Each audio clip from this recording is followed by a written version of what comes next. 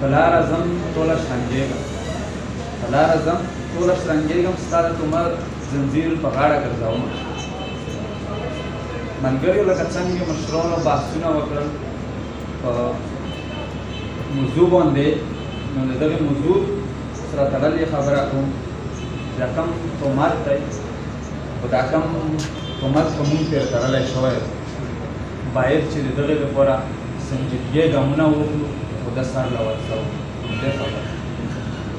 دویمه د افغان ریفیوج خبره کېږي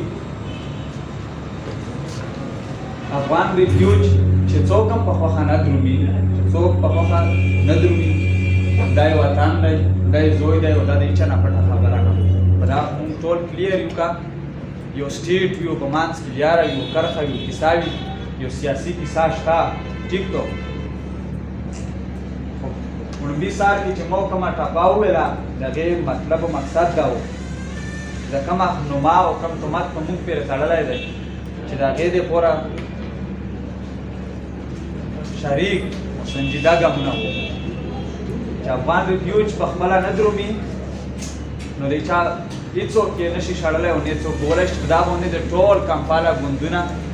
یو موقف باندې وي دویم د افغانو کډوالو چې کومه پراپرټي ده و دلته هغه درومي و دلته یې په مو مانګېدامو و ډېر په اسون اکثر په سپینو سترګو دا خلک اخلي چې د ټولو پارټیو مخه په دا باندې یو شریکه اعلامیه جاري شي چې خپلو ورکرونو له او ولس له ویئ چې د دغو دا